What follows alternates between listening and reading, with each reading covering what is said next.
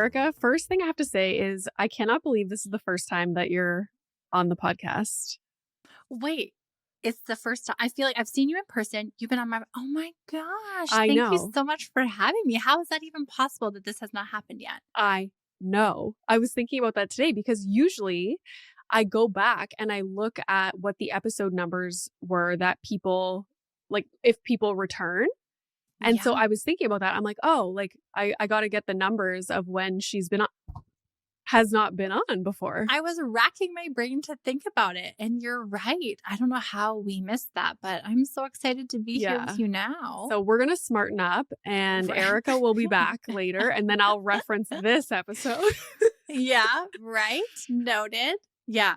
So I'm sure a lot of my listeners know who you are, but maybe for some, I thought it would be good for you to just tell us a little bit about yourself, your family, and how you grew this mom well empire. Like, Yeah. Oh my gosh. So I'll start at the beginning though. I was in like I'm a registered psychotherapist by training and designation.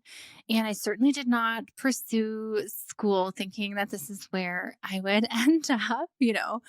Um, but I had been in private practice for about 10 years or so before having my three boys.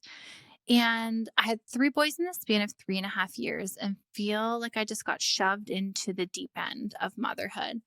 I exponentially, like the load was growing with each child that was added. And I was going through postpartum depression and anxiety.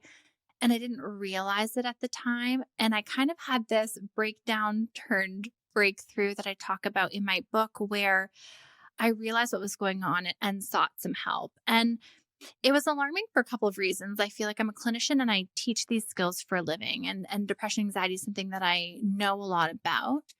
And also, I'd never heard of maternal mental health as a specialty in all my education and years of training. Like, how the frick is that even possible?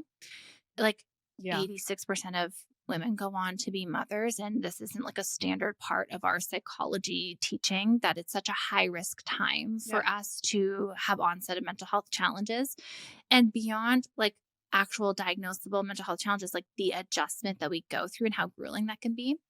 So I niched down in maternal mental health and started Happy as a Mother, the platform at the time.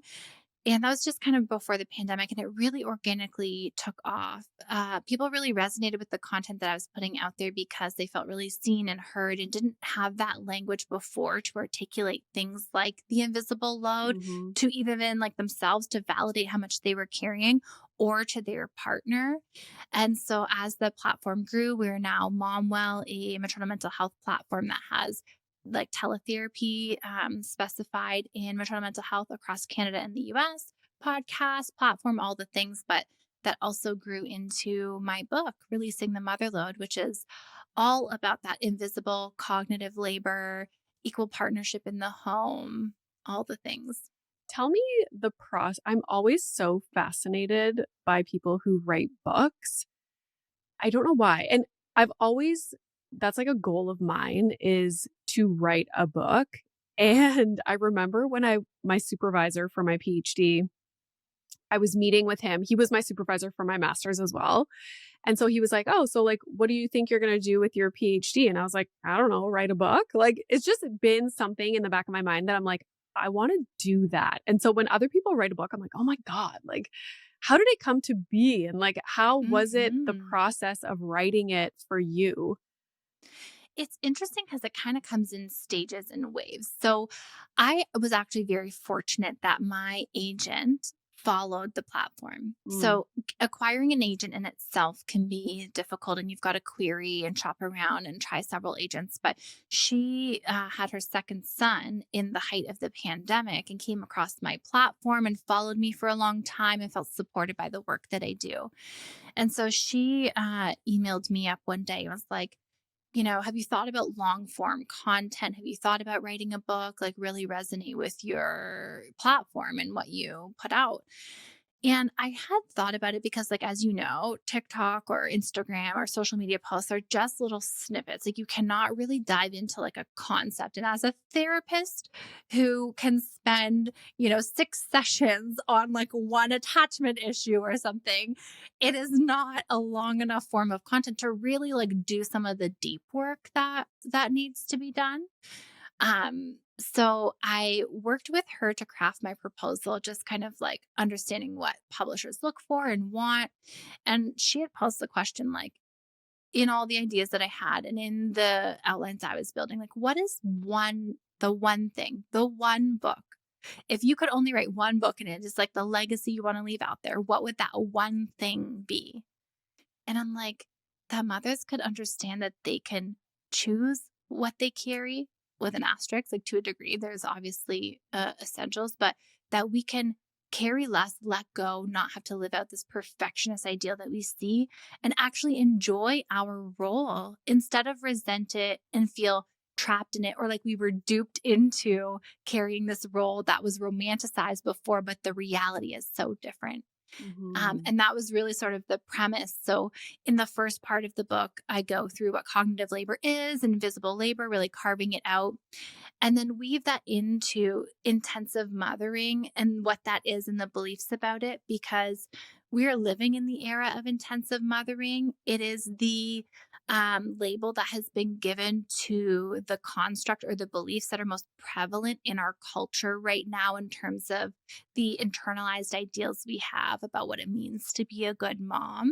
What does that mean, intensive mothering? Intensive mothering. So there's a few core beliefs that make up intensive mothering, and sociologists are the ones that often study intensive mothering and sort of this mindset or this approach, because not all mothers mother the same way. Not all like eras or generations have mothered the same way, but we are in an era of intensive mothering, and it is characterized by a few main beliefs. One, that moms are the best biologically suited and should be the primary caregivers of their child. Mm.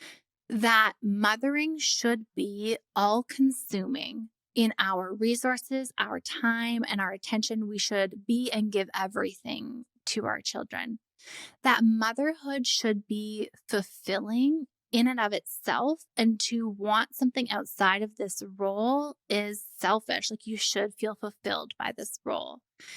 And there is this sense that you should put all of your needs on the back burner for the sake of your child. And that's what makes you a good mom. And that's what raises healthy children.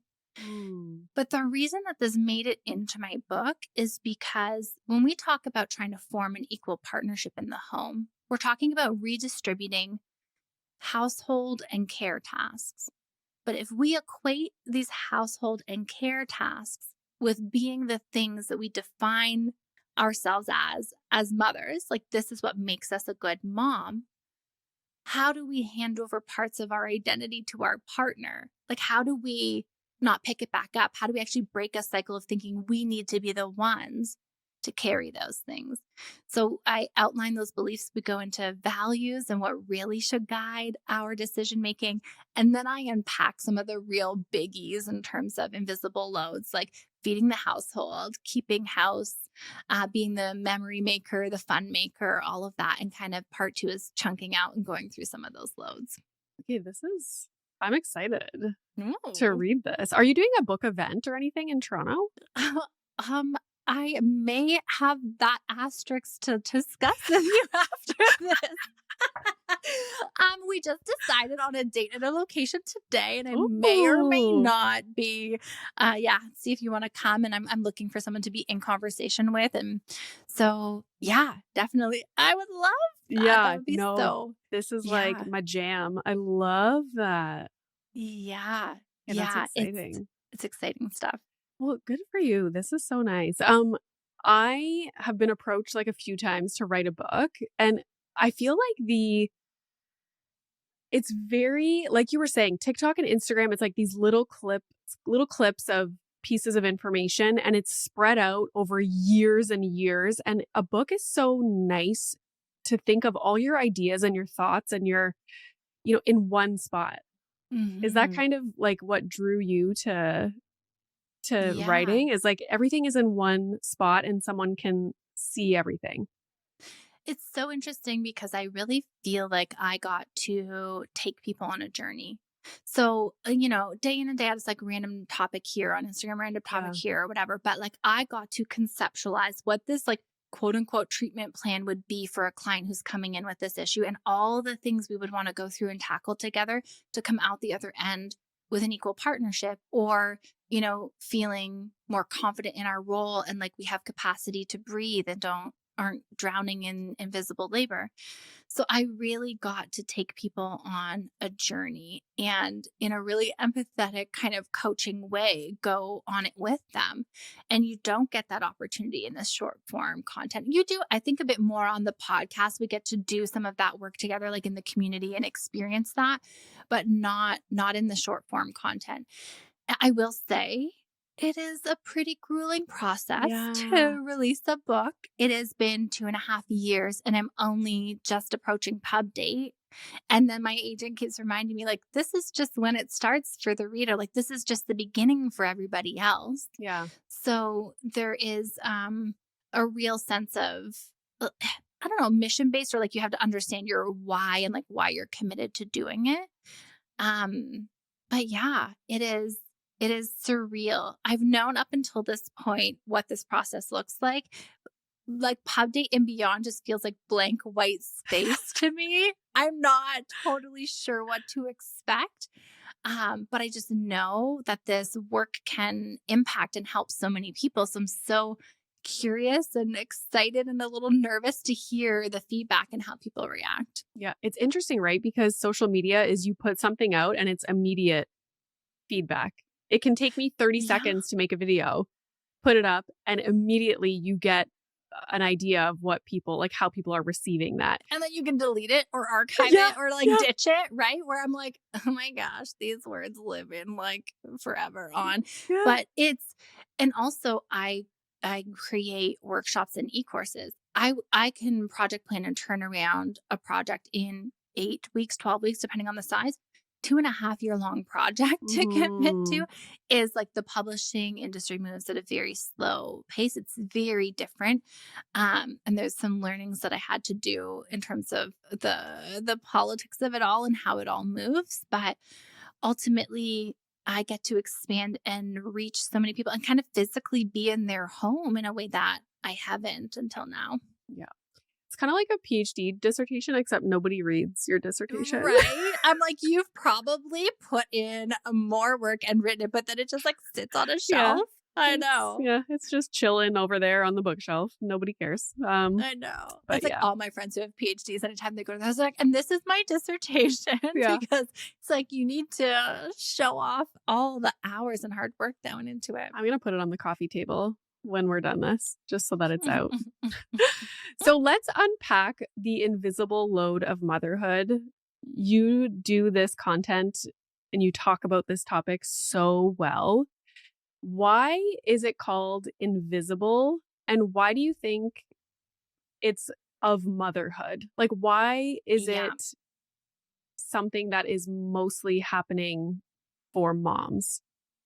It's interesting. I actually do get the odd comment like, I'm a dad and I Right. carry this load type of thing when I say of motherhood, but we'll unpack it. So the invisible load is the invisible tasks that are associated with a physical task.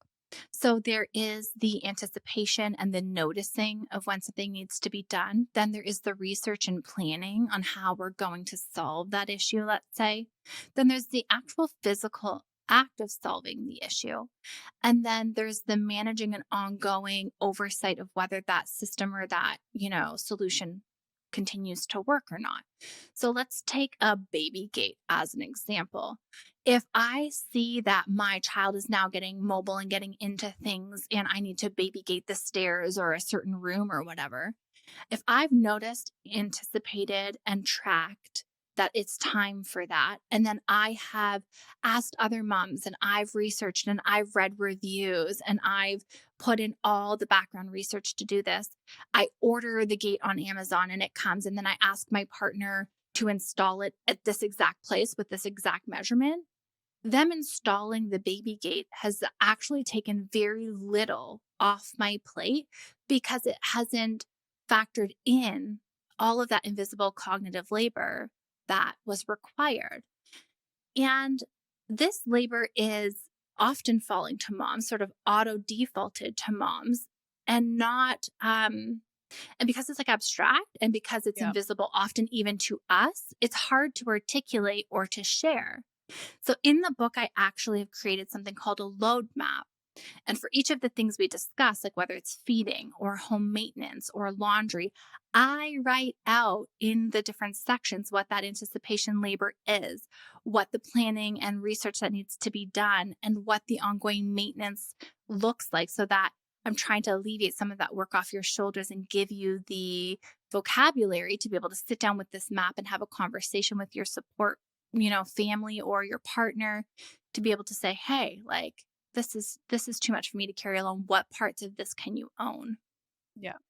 And why do you think I always think about I talk a lot about default parenting, and I often wonder, how do people's family dynamics end up in that way? So I'm sure for a lot of moms listening who feel like they do take on the majority of the invisible labor when it comes to childcare or managing the household, they're probably thinking in their mind, like, we had children and it just like this just happened. Like, how did it just happen that I'm the one that is mentally thinking about all of these things? And how then, because as you were saying, like, it's an abstract thing, it's hard to even verbalize. Like, how do you pass that on to someone else? Like, it's almost like asking someone to start thinking about something, you know? Like, Hmm. it's like you it seems impossible if they just didn't start doing it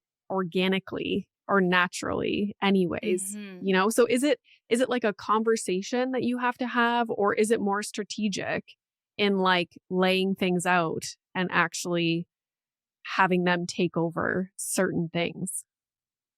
I think it's a combination. So I talk in the book about the importance of what I call an aha moment, where we have felt the weight of the invisible backpack that we carry, but we've not seen it and like put it in front of us and like dumped it out to examine it.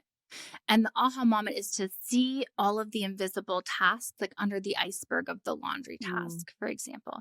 So we have to first see it, make the invisible visible, because otherwise we don't know what we're dealing with, right?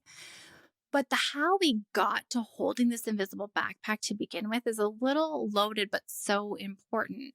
What we're talking about is ownership. And I never had a conscious conversation with my partner that I was going to be the one that did all the primary like night wakings and that I was going to be the one to do, the feeding of the home and all of these things. I, on autopilot, entered into this role and took it on and wanted to do it so well and perfectly because one, I thought this is what it looks like to be a good mom, these internalized beliefs we talked about. And also because I was the woman and the mother. Gender roles play such a part of how this dynamic unfolds. And we've got same sex partners who are better at having an equal distribution of labor in the home because they don't have gender as a default mm, for these tasks to be assigned to. So I had this moment where I'm looking around like, wait, like how am I auto assumed to be the one? And I visualize it and I've been making some reels for launch where I've got this invisible backpack and I'm like taking the bricks out and looking at it like, how did my name get on there? Like, I didn't opt in for this. Who opted me in? Was it my partner? Was it society? Was it my mom? Because that's what I saw her do. We have these collections of what we think good moms look like from our experiences and growing up, and those play into it. But at the end of the day, one of the biggest predictors is gender and gender roles. interesting. And it does seem like it would be difficult to try and shift that. It's literally like undoing something that is just ingrained in us. Yeah, we're on autopilot. We don't even realize that we are kind of auto carrying out these norms. Like we don't think to check them or to pause and evaluate them. I equate it in the book to this filing cabinet that we have. Like if you imagine this filing cabinet that you pull out and it like infinitely like scrolls out and it's so big. And in this cabinet labeled motherhood is every image that you've ever witnessed about what it means to be a good mom. And in it is like conflicting messages, things that you saw when you were two, things that are outdated, things that your mom told you, your grandma told you, like everybody, all in this one cabinet. And when we enter into motherhood, we go to this cabinet to try and be a guide or a source, but it is crammed full of junk and contradictory messages that we are just like frantically trying to go in all directions to do a good job and prove that we're right and to keep up without ever intentionally curating and going through this cabinet and deciding what we want to keep and what is junk mail that needs to be shredded and discarded. What do we still believe? What needs to be let go of? What did we not ever intentionally put in there to begin with? So it is an internal learning and unlearning that needs to happen that helps us to work towards this equal partnership or releasing this load if it's not even about like your partner, just like releasing the pressure on ourselves.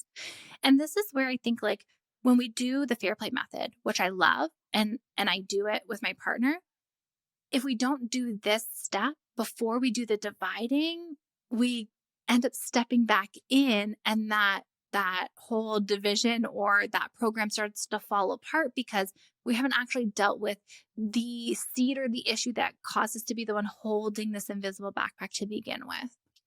In your experience, do you think some people, like, let's say I have my invisible backpack, it's full of like, Lord knows what.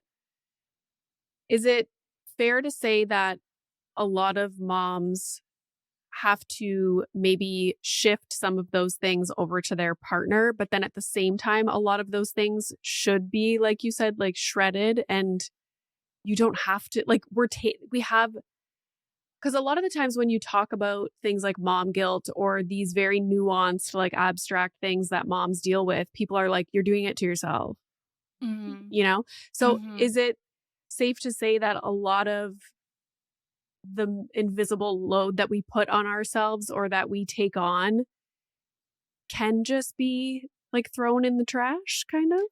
Yeah. And I think it's such an important point because there are solo parents by choice. There are single moms. There are partners. There are moms with partners who are willing. And that was my partner. He was willing to go on this journey with me. But then there are moms with partners who are unwilling. And if we don't have a willing partner who can take on some of those tasks, is this work that we just don't do then? But no, if we look at that drawer that is so full of junk mail, we're not just gonna like neatly tidy the drawer up and color code it and keep all the shit in The there and junk. just put it. Do you know what I mean? We're Yeah. not just gonna like organize the junk and keep it all in there. No, when we reevaluate, we can say, okay, and our values is a part of what helps us to do this. And it's the third chapter of the book to set us up for having a criteria to go through this drawer. And I'm going to say, okay, I have to be at a million different activities. We talked about this on my podcast. I need to have the kids in like 4 different activities because it's good for their social skills or whatever. And I'm going to weigh that against my values of like slowness and presence and say, like, that doesn't align. I'm going to shred that one. And that actually doesn't have to do with me redistributing it to my partner at all. That's me just like taking this external pressure expectation that made it into this backpack or this filing cabinet we're talking about and realizing I never put that in there. Shred. Mm. Right. And there are so many things like that. The crafted lunches, the Pinterest worthy birthday parties, the like sometimes making it through a family meal when all hell is breaking loose and we don't want to default to a tablet because we are so trying not to be like what our parents were and have the TV on. But then we're all ragey with each other and ticked and it doesn't really achieve the value we're trying to achieve anyways. So I can alleviate the pressure and we can have a tablet dinner night or whatever. This is interesting. It makes me think of years ago, and we still do it today. I think I made a reel and a TikTok about how we don't use our dining room. Like we never sit at the dining room table to eat. And that is something that is kind of ingrained in many people's minds that you are supposed to have dinner at the table with everybody, like sitting properly, eating dinner. And I was like, I don't want to do that. Like my husband and I, before we had Milo, never ate dinner at the table. Like we always sat on the couch and like talked and maybe the news was on or whatever. And so I remember thinking like, "Oh, why do I feel bad that we're not eating at the dinner table?" And now it's Mhm. like, no, our dinner table, to be honest, is for making puzzles and for drawing and for coloring. It's full of shit. Like there's stuff all over Mhm. it. I don't remember the last time we sat there and had a meal.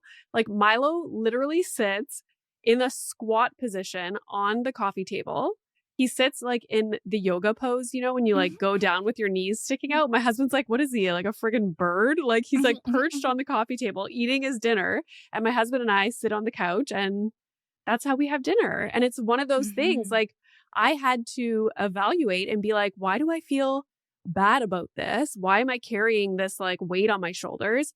We don't want to eat dinner at the dinner table. I carried this expectation into my partner used to work downtown in Toronto at a bank. He was gone 12-hour days commuting to and from the city. And I had three young children at home by myself. I had an infant and I had an 18-month-old and I had a 3.5-year-old. And I have this photo, Renee, of dinner time one night. I turn my back to get something for one of the kids, and I turn around. My toddler is standing on the table eating his dinner. My oldest is standing on a chair, refusing to eat, freaking out because he saw a fly in the house. My infant has turned the food upside down, and there's food just like everywhere. And I'm like, why am I doing this to Yeah. myself? Yeah. Like, why? And part of it is we either see things modeled for us and we adopt it, or we had something like we never sat up as a family when we were young. So we vow to want to do it differently. Like we adopt a value to do things differently than how it was done. But my question really becomes, what is the true value here? Is it presence? Is it creating memories or experience? Is it time together, like quality time? What is it? Because I know that once my kids come home from school and they've sat and had to regulate all day in a chair, the Mm, least successful present moment time we're going to have is at the dinner table. Like it's just at the age that they are currently at, not the romanticized time to connect that we think it would be. Our connection time is actually once they've decompressed, had a little tablet time, played with each other, had dinner, all the things. And then we have our independent time before bed, like 15, 20 minutes each. And then I get all the quality time and I get the update and the details with friends and all the different things. yeah. So, what is the value that we're trying to achieve? And the how we get to that value can look a million different ways, can look whatever fits for our family.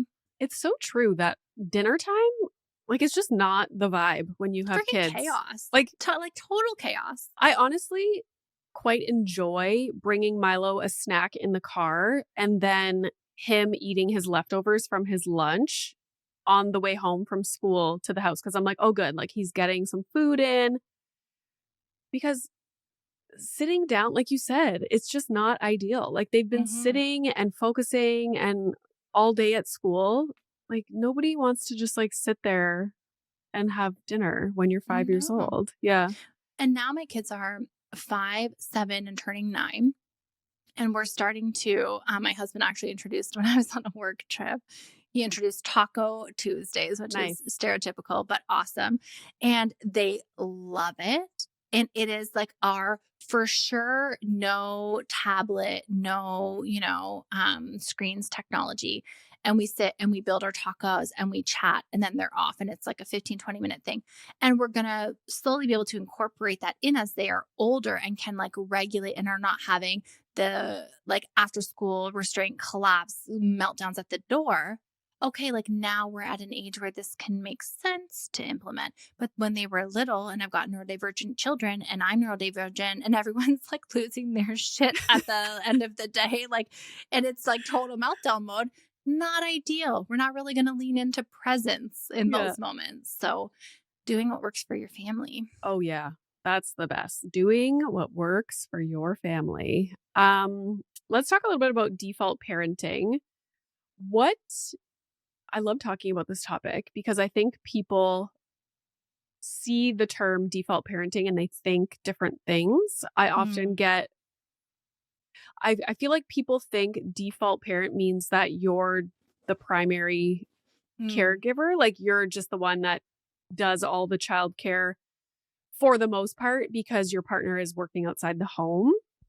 And my view of it is always what happens when your partner's back home from work? Like just hmm. because you are doing the majority of the childcare because of how your schedules work out, what happens when your partner is home? So, how do you view what default parent means? Yeah. To me, that's a really who is auto assumed to Yes. be the adult or to be the overseer or to be the owner of whether it's the household or caregiving tasks. I think that what you're describing outside of that is like being the primary parent because maybe you work closer to the school, so you're the primary contact or the default in that situation. Or there's also being the preferred parent Mm, where, for a time a child or a baby may not go to one parent to be soothed or another, and that's really like driven by the child's preferences. But when I think about the default parent, I think about who has ownership over tasks and why as a whole is the issue is a whole other issue, but really who's assumed to own this. And we really see this play out with a like manager kind of reporter or employee kind of relationship where I'll help. What do you need help with? I'll mm, help. Make me a list. What do you need from me? And that all implies ownership over things. And my community, when I talk to them about this in stories, gets really, really frustrated. And we talk about why that, like, oh, just write it down, make me a list, I'll do it, is so enraging mm. because it almost shows the privilege to like not have to own it, that you can opt in to take it or not take it, or have somebody organize it for you, which is often that physical list where all that mental labor and all that work has been done on your behalf. It just reinforces that frustration or the privilege that that parent has to come and go with a level of freedom that the defaulted parent just doesn't have. Yeah. It's like I'm going to stop at, the drugstore on the way home. Do we need anything for the baby?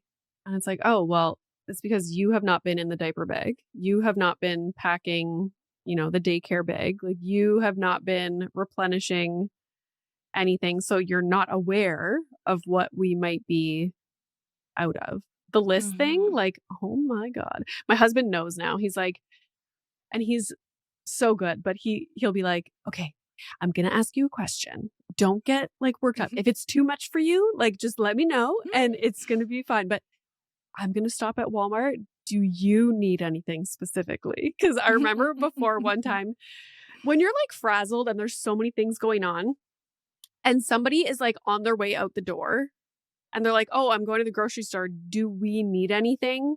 Like, or does Milo need anything for his lunches? It's like you have to stop what you're doing and now do a mental scan of the entire house, Right. or you're now like frantically running through the kitchen, opening drawers and cupboards, like trying to see if there's something that we need. And it's almost like this trip that he's going to take to the grocery store is the last trip we could ever take to the grocery store. So, like, it's very important that I get every single thing that we might need in the future. Like we need Hmm. to get it now. Like it like creates that panic inside of me when it's like, I'm going here. Do we need anything? I'm like, oh my God, yeah, we need so much stuff.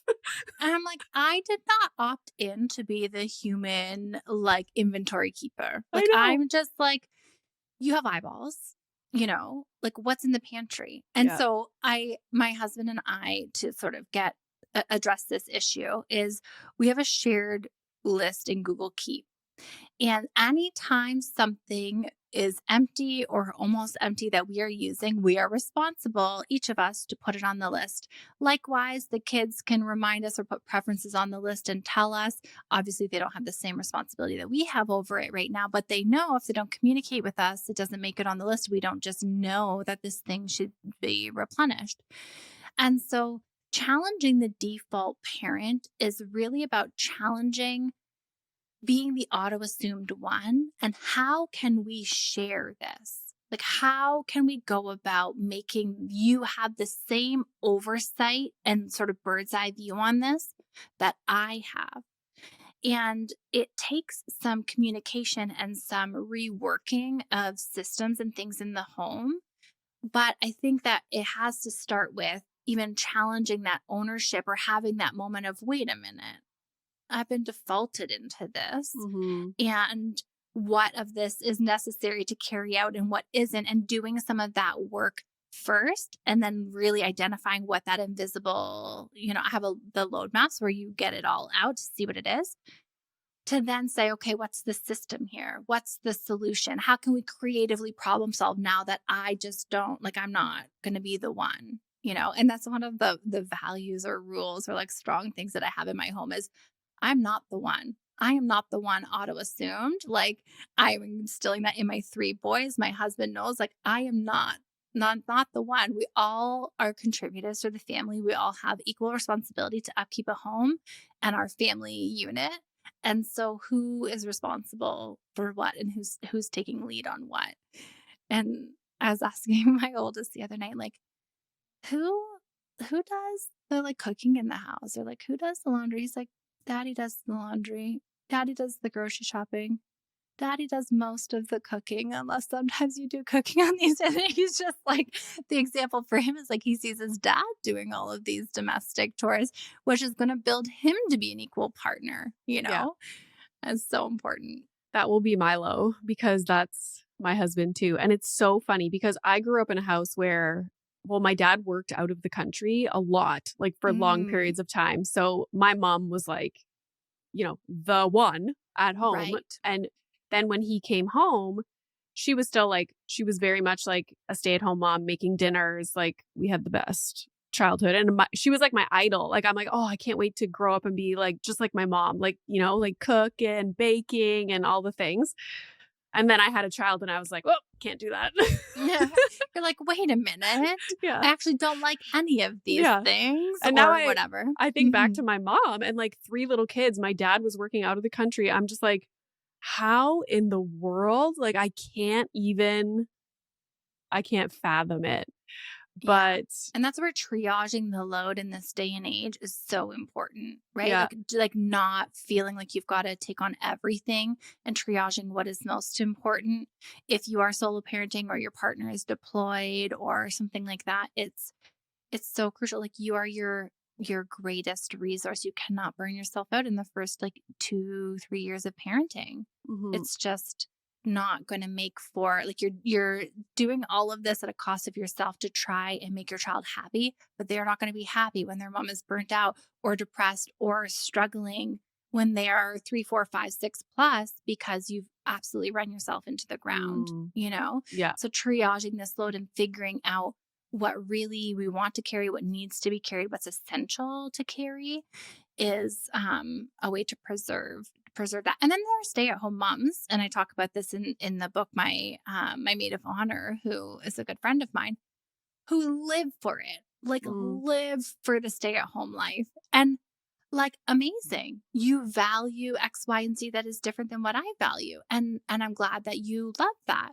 And I don't have to love that. And that's okay. Yeah. So it can be, again, like, choose your own adventure. It can look however you want. And it's understanding what fulfills you, right? And not Mm, feeling guilty if staying home and having that life doesn't fulfill you. Like, no, I want to do something else, you know? yeah, it's interesting. This brings up a conversation that my team and I have often, and I have with the community, about like privilege. And working or not working. Like there are moms who have to return to work, especially like in the US very soon after baby is Oh, yeah. born, who um would love to stay home but have to go back to work because we're two income earning, living these days. Or there are people who stay home who would like to return to work because they can't find childcare or they can't afford childcare. So we don't always have like clear cut choice in a situation. Like a lot of people will tell me in my community, like I wouldn't have chosen this. And we do things out of survival and out of means to provide and out of keeping a roof over our heads and these types of things. But then outside of that, or even in conjunction with that, like we don't have to overcompensate and take on more and do all the additional bells and whistles to compensate for being out of the home. Like there's research that says when we're the primary breadwinners over our partner, we actually do more domestic and household labor, Mm, more when we mhm. are the primary. If it was actually linked to who works outside of the home full time, then we would see that when a woman works outside of the home full time or is the primary earner, that her time is protected in the same way that our partners are. And she would do less work in the home as a result, because that's often the argument that gets used. But we see, in fact, it's the opposite. She does more, likely driven from guilt of being not at home or not available for field trips and as many things, that she does more in the home. So challenging that and That's feeling like we wild. don't have to overcompensate when we feel like we have to make a choice that is outside of what we want to do. That kind of goes back to what you were saying about the core reason for the division of labor being so off balance is gender. Oh yeah. There Yeah. was a comment on a on something that I shared. It was actually about how um, when women feel that they have an unequal partnership in their home and that they are the default parent, that they actually have less sexual desire for their partner because they view them as a dependent. Mm. And the comment section broke out with all of these men where it Oh, was like, well, one of them specifically was like, well, if I work outside of the home and I make the income, then she keeps house essentially. yeah. But if that was actually the logic, the reverse would be true, but Mhm. it's not. It's not true. So it actually has so much more to do with gender and role and sort of these gender biases than it does with who is working and who is not working. Yeah. I heard something the other day. I was interviewing Joe Piazza. I don't know how you pronounce it, but she's a journalist and an author and whatnot. And we were talking about division of labor. And she was like, the labor of trying to divide the labor. And I was like, "Oh my god. Oh my god, I've never, like, heard that before." It makes so much sense. And Yeah. there's lots of men on Instagram, not lots, I can probably like, maybe not even a handful, who all their content is about things like that, which is very nice. I'm sure all Hmm. of their following is women, Hmm. but it made me think like, "Oh my god, even these conversations and, like, the fact that we're putting all these things together and creating this content, and then women are consuming it and going home and then trying to implement these things in their house and kind of not worrying, but, like, stressing about and trying to divide the labor in their home. It's like a whole added thing." Yeah. And that's where we hear a lot is like, it's just easier for me to do it myself, Yes. Or I've been questioned like, why is this book written to women and not to partners? Right? Like, why is it written to mothers? And when you dive into the book, you'll see that because we have these very internalized beliefs about what it means to show up as a good mom. And those are often very linked to this care work and this domestic work. And we have to untangle that relationship. But that doesn't absolve our partners from also having to unlearn the gender messages that they have received about them not having to take ownership or not being required or expected to take ownership in the same way, right? Like they have their own unlearning journey to go through. And I try my best to do the labor for moms where I make the invisible load maps on your behalf. So I'm not like trying to put more of this labor on you. Like I try to offer as many of the tools in the book to alleviate that so you can just let go or implement or do what you need to do. But it is valid. And one of the pieces where women have been talking about this, screaming this from the rooftops, having conversations about this, saying, society is built on the backs of unpaid labor by women. And then you have a few men step into the arena to start talking about the mental load, and they're platformed and featured in CNN and talked about Oh as though they are like my God's God. gift to the world. And we need voices. We need allyship. We need your platforms. We need, partners speaking to partners about this problem. But the fact that now we will listen because a white man is saying it on social media, Yeah. and we're not, and we're going to hystericalize all of the women who have been saying it this whole time. I had a good rage meltdown about that on my podcast one day. Oh, I gotta listen. Tears and all, because I had one of those creators sitting across from me, and I was like, I got a bone to pick, friend. Like, this is hitting me hard right now. And it's just, it's unfair. It is what comes with being, you know, living in a patriarchal society. But at the same time, we need allies and we need partners and men to understand and to help push this message and this work forward as well. We need it in our homes, in our partners, and beyond that. It's interesting because I don't consume a lot of social media content, but every once in a while someone will message me or something and I'm like, oh, like what are they doing? And like I go to their profile and I'm like, holy shit, he almost has 1 million followers. Like Yeah. overnight, like not overnight, but like in the last like little while.